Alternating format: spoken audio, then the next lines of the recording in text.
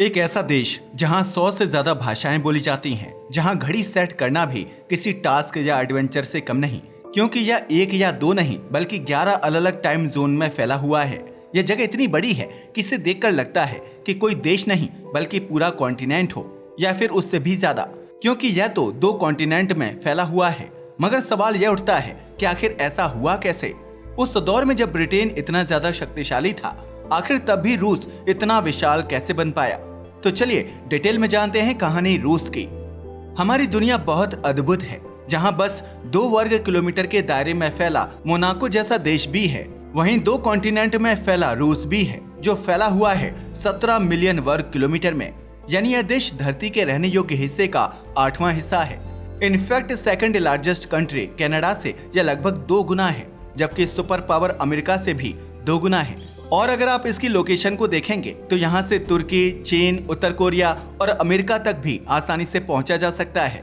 मगर आप जानकर हैरान रह जाएंगे कि रूस हमेशा से इतना बड़ा नहीं था। यह सब कुछ 400 या 500 सालों के अंदर ही घटित हुआ है।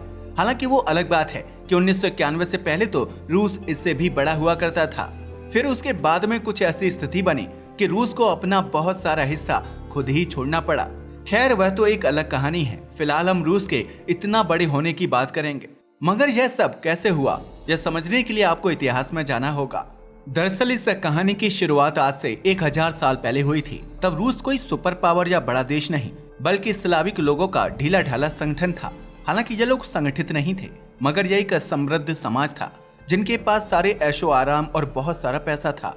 मगर इनकी अपनी कुछ कमजोरियां भी थीं और उनकी एक कमजोरी ही उन्हें विनाश की ओर ले गई। पर उनकी यह कमजोरी इस समुदाय से जुड़ी हुई नहीं थी, बल्कि खुद मदर अर्थ ने उन्हें इसी कमजोरी के साथ बनाया था। दरअसल उनकी सबसे बड़ी कमजोरी थी उनके खुले सपाट और घास के मैदान। असल में उनके पास एक ऐसी जमीन थी जिस पर कोई भी सेना हवा की तरह दौड़ सकती थी, क्योंकि उसे रोकने के लिए ना कोई समुद्र था ना पहाड़। बस फिर क्या था, जल्दी या मंगोल की नजर में आ गए। मंगोल साम्राज्य के 40,000 योद्धा अपने हाथ में हथियार लेकर एशिया पार करते हुए यहाँ पहुँच गए। उन्होंने यहाँ जो कुछ देखा उसका विनाश कर दिया। रास्ते में आने वाले शहरों को जला डाला, लोगों को अपना गुलाम बना लिया और स्लाविक लोगों का कहीं का नहीं छोड़ा। अब यह लोग मंगोल को टैक्स देने को मजबूर थे। यह कितनी अजीब बात थी ना कि ये बेचारे लोग ऐसे साम्राज्य को टैक्स दे रहे थे जो दुनिया के दूसरे छोर पर मौजूद था। इनके पास में मंगोल से पीछा छुड़ाने का कोई ऑप्शन नहीं था। धीरे धीरे स्लाविक लोग उनके गुलाम बनते चले गए। मगर पूरे एरिया की यह बात नहीं थी, बल्कि कोई ऐसा था जो लगातार मजबूत हो रहा था। जी हाँ, आपने सही सुना। एक्चुअल में इन सब के बीच एक शहर लगातार ताकतवर होता जा रहा था और यह शहर था मॉस्को। ऐसा इसलिए क्योंकि मॉस्को में फर का व्यापार अपनी पीक पर था। फर की बात की जाए तो यह जानवरों की स्किन से मिलता है, लेकिन यह यूरोप में सोने से भी ज्यादा कीमती हुआ करता था। एक तरफ यह यूरोप को फर बेचकर अमीर हो रहे थे, तो दूसरी ओर इन्हें यूरोप से गन पाउडर और नई हथियार तकनीकी भी मिल रही थी। और यही वो रास्ता था जिसके थ्रू यह मंगोल को पीछे हटा सकते थे।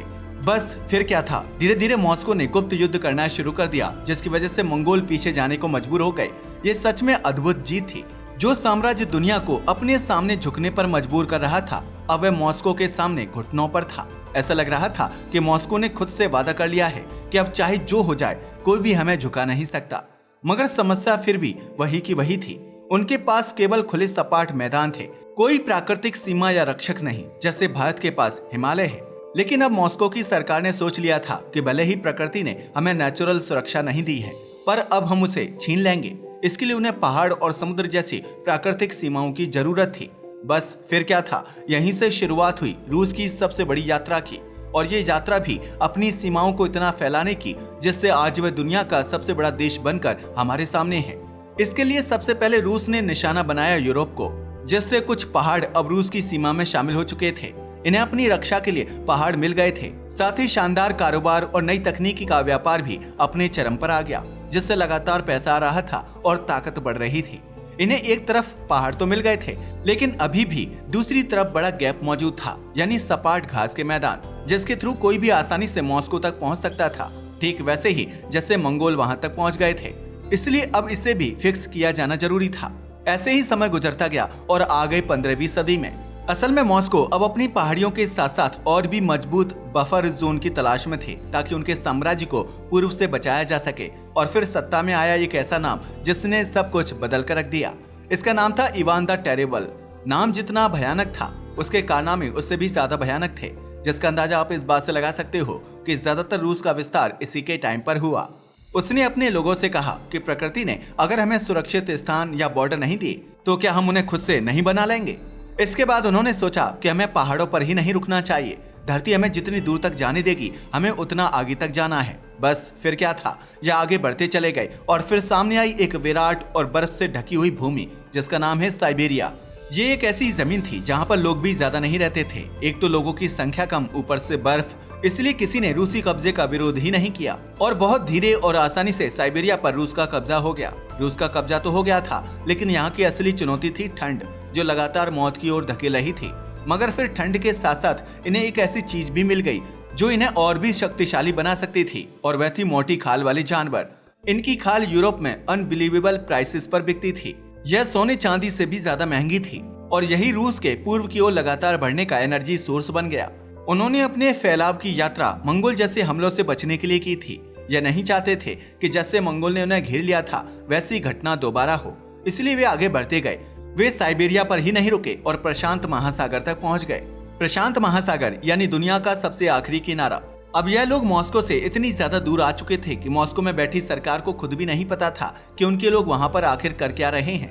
वे वहां कब्जा कर रहे हैं या खुद शोषण का शिकार हो रहे हैं। वे बस उम्मीद कर रहे थे कि सब कुछ ठीक चल रहा होगा, लेकिन इसके बाद भी वे रुकने का नाम नहीं ले रहे थे। यह लड़ाई शुरू तो खुद की सुरक्षा के लिए हुई थी, मगर अब रूस को इसमें आनंद आने लगा था।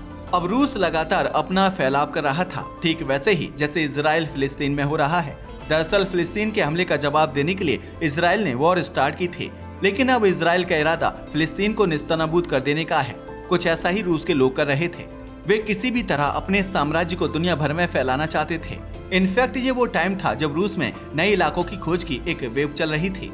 हालांकि आप जानकर हैरान रह जाओगे कि रूस ने इतना विस्तार किया, मगर इसके लिए उन्हें कोई बड़ा युद्ध नहीं करना पड़ा, ना खून बहाना पड़ा और ना ही लोगों की जान लेनी पड़ी। पता है क्यों? दरअसल ऐसा इसलिए क्योंकि जब रूसी खोजकर्ता दूर दराज के किसी शहर या इलाके में पहुंचते थे तो वे सीधे युद्ध नहीं करने लगते थे। इनफैक्ट जब वे किसी दूर की जनजाति या संस्कृति से मिलते तो पहले बात करने और समझाने की कोशिश करते थे, ताकि लोगों को आसानी से मनाया जा सके और जब वे मान जाएं तो उन्हें साम्राज्य में शामिल किया जा सके। लेकिन अगर कोई विरोध करता था तो भी वे वापस नहीं लौटते थे, क्योंकि फिर उनके पास पुराना हिंसक साम्राज्यवाद का हथियार भी था। साथ ही वह इतना विस्तार इसलिए भी कर पाए क्योंकि आसपास की जगह बहुत ही वीरान थी, लोग बहुत ही कम रहते थे और यहाँ की संस्कृतियाँ ज्यादा जनजातीय मानी जाती थी। उसके अलावा रूस एक बढ़ता हुआ साम्राज्य था और एक बढ़ते साम्राज्य में शामिल होना हर किसी को फायदे का सौदा लगता था। यही वजह थी कि रूस बिना ज्यादा युद्ध के आगे बढ़ता चला गया। वैसे इसकी एक और वजह यह भी थी कि रूस ने लोगों को उनकी अपनी भाषा, संस्कृति और पहचान के साथ अपने में शामिल कर लिया था। रूस ने कभी भी अपनी संस्कृति और भाषा को दूसरे लोगों पर थोपने की कोशिश नहीं की थी। अगर आज के रूस की बात की जाए तो यह केवल एक विशाल भूभाग नहीं है, बल्कि यह 85 हिस्सों में बटा हुआ एक फेडरेशन है जिसमें 22 रिपब्लिक हैं। ये अपनी ऑफिशियल लैंग्वेज और अपनी असेंबली रखते हैं और केवल रूस के अंतर्राष्ट्रीय मामलों से ही जुड़े हुए हैं। यानी आप कह सकते हो कि इस बड़े से देश के अंदर 22 छोटे छोटे देश अपनी अलग पहचान के रूप में मौजूद हैं। इसके अलावा रूस में कुछ ऐसी जगह भी हैं जिनके बारे में शायद आपको पता नहीं होगा, क्योंकि ना तो यहाँ के लोग बाकी रशियन जैसे हैं और ना ही उनकी भाषा और कल्चर। जैसे कि साखा गणराज्य। अगर साखा गणराज्य की बात की जाए तो रूस के सुदूर पूर्व में 31 लाख वर्ग किलोमीटर का एक विशाल इलाका है। इसका टाइम जोन मॉस्को से 6 घंटे आगे है।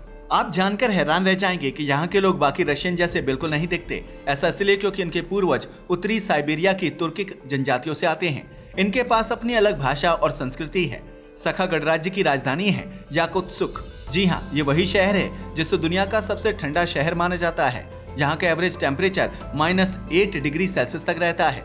यहाँ पर हीरे मिलते हैं और इसका अंदाजा आप इस बात से लगा सकते हो कि दुनिया के 25% हीरे यहीं से आते हैं। इसके अलावा एक ऐसी ही जगह है दागिस्तान। दागिस्तान का मौसम वार्म एंड प्लेजेंट है। यहाँ पर 13 आधिकारिक भाषाएं बोली जाती हैं और कई गैर आधिकारिक भाषाएं भी मौजूद हैं। इसकी आबादी की बात की जाए तो यह रूस के बाकी हिस्सों से बिल्कुल अलग है, क्योंकि यहाँ पर लगभग 83% आबादी मुस्लिम है। चेचन्या भी कुछ ऐसा ही है। चेचन्या ने 1990 के दशक में स्वतंत्रता की घोषणा की थी, जिसके बाद युद्ध और आतंकवादी घटनाएं हुई। चेचन्या का फैशन, कल्चर एंड लैंग्वेज रूस के बाकी हिस्सों से अलग है। अगर बात करें काबर्डिनो बल्कारिया गणराज्य की तो यह काकेशस पर्वतों में मौजूद है। यह प्राकृतिक खूबसूरती और खतरनाक ट्रैकिंग मार्गों के लिए जाने जाता है। साथ ही सोवियत काल में यह गुलाग लेबर कैंप्स के लिए भी कुख्यात था। यहाँ की अनोखी चट्टानों पर चढ़ना बहुत मुश्किल है, मगर विदेशी पर्यटक फिर भी यहाँ आते हैं। कालमिकिया गणराज्य भी कुछ ऐसा ही है। कालमिकिया के लोग और संस्कृति रूस से अलग है। यहाँ के लोग मंगोल मूल के हैं और यह दुनिया का इकलौता क्षेत्र है जहाँ बौद्ध धर्म प्रमुख है। अगर बात करें रूस की एक और जगह की तो उसका नाम है तुवा गणराज्य। ऐसा कहा जाता है कि यहाँ रूसी नस्ल और भाषा अल्पसंख्यक में है। यहाँ के लोग मंगोलिया से ज्यादा जुड़े हैं और एक छोटी मंगोलिक भाषा बोलते हैं। यानी कि आप समझ ही सकते हो कि रूस के अंदर बहुत ज्यादा विविधताएं हैं। इतनी ज्यादा विविधताएं और इतना बड़ा आकार होने के बावजूद यह देश एक है। हालांकि मदर अर्थ यानी प्रकृति ने सालों से इन लोगों की संस्कृति को मिटाने की कोशिश की है, मगर इसके बावजूद भी ये आज भी एक साथ हैं। वैसे आपको क्या लगता है, भारत रूस से क्या सीख सकता है? हमें कमेंट करके जरूर बताइएगा। साथ ही अगर आपको हमारी वीडियो पसंद आई हो तो इसे लाइक करें और हमारे चैनल को सब्सक्राइब करें। धन्यवाद।